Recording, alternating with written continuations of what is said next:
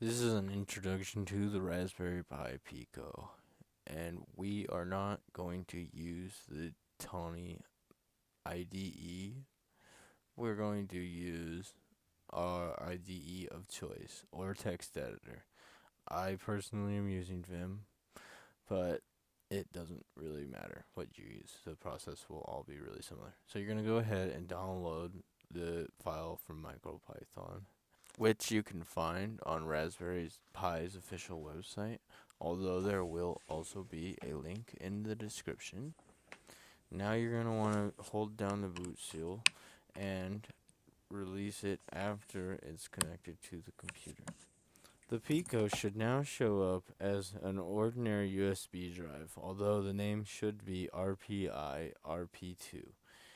Now you're going to want to copy the file we just downloaded and move it or paste it into the Raspberry Pi Pico. And after you've moved the file over into the Pico will just kind of vanish and it will no longer show up as a USB drive. And that means that MicroPython has been properly installed. Now here I'm installing pip. If you already have pip or Anaconda installed, you can totally skip this step.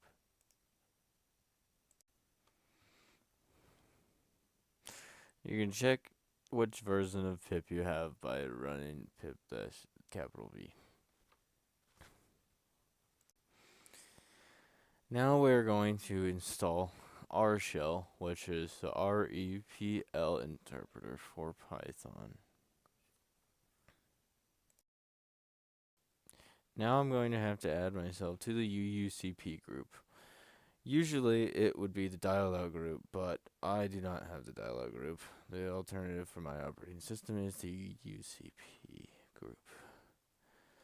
Now assuming you've just added yourself to the UCP group or the dialogue group, you're going to have to restart your computer before you can access the serial ports. So that's what I'm doing here. Now we can get into the rshell and it will just automatically read. Sometimes you have to verify what address it's at, like the dev/ttYACMY1 and stuff. But I didn't have to. It just automatically connected for me. And here is the Pico's pin layout, just in case you're curious. We're going to just be focusing on pin 25 right now. That's that little built-in LED on the top left corner. And the machine module is a MicroPython specific library. So that's where that's where that came from. And we just totally put that on our board just a little bit ago at the beginning of the video.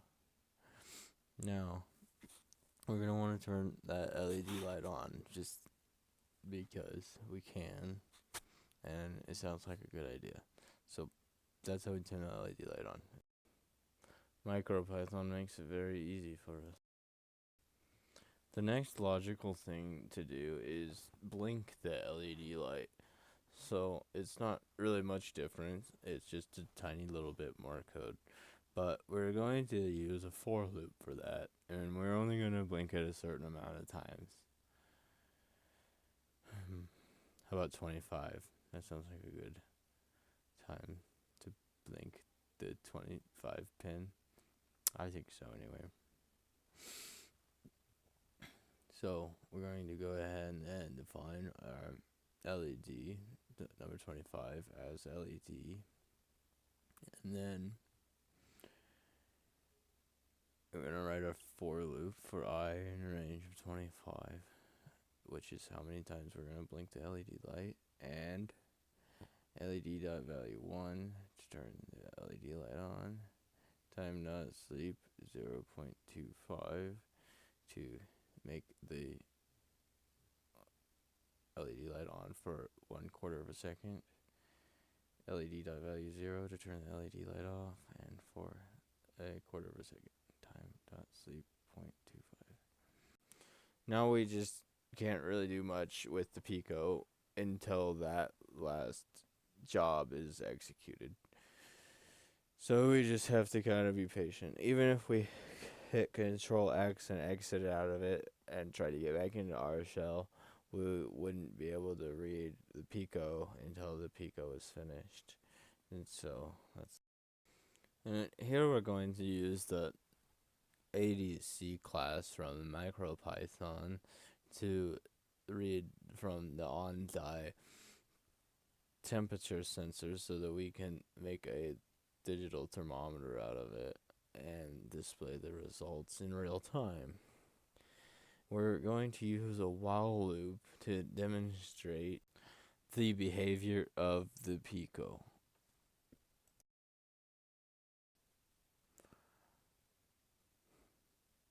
And we're going to be displaying the results in Celsius and in Fahrenheit. And now,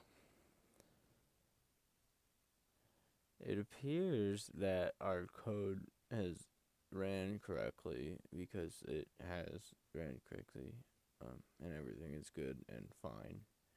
However, we will find a slightly unusual behavior when we go try to kill this command and get back into the REPL.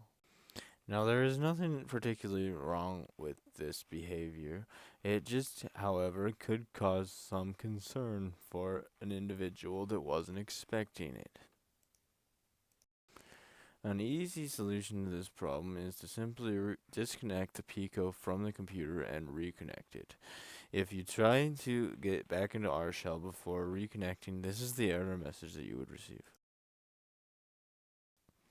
Now we are going to quickly make our own module so that we can later use it on the Pico. This is basically just a regular file on my computer, and I'm going to move it on to the Pico after I'm done writing it.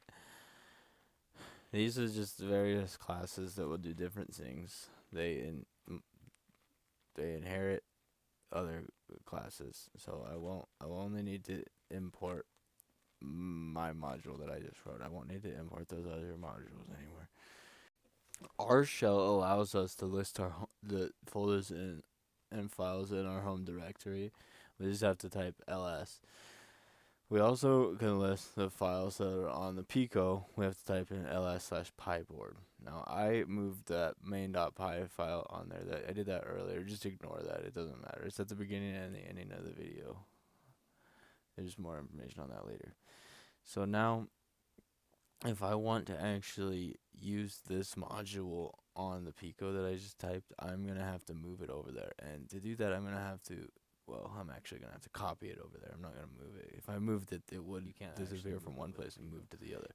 I'm copying it, so. And now we verify that it is on the Pico. Here I will prove that this module is working that we just typed out.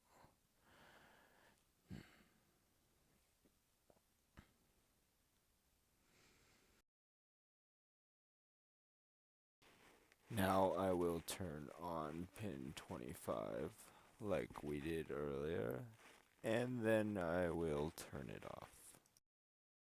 And now I'll print out my nice little message from the Pico. My Pico print class inherited from the ADC class from the machine module, and that's why I had to clarify that number 1 there. I could use channels 1 through 4. Now in this skit, we're going to make an LED light have a breathing effect, and we're going to use the pulse width modulation class from the machine module to do that. And the only difference that we have to do to make this a permanent code that comes back even after we turn the Pico off and on again is in the name of the module when we move it on to the Pico. We have to name it main.py, whereas before we could have named it anything.py, whatever we wanted.py. If we want it to be permanent, we have to name it main.py. And this here is proof that the code stays on there if you name it main.py. and it will run immediately after being powered back on. And what's cool about that is that we just learned a little bit more about the Pico.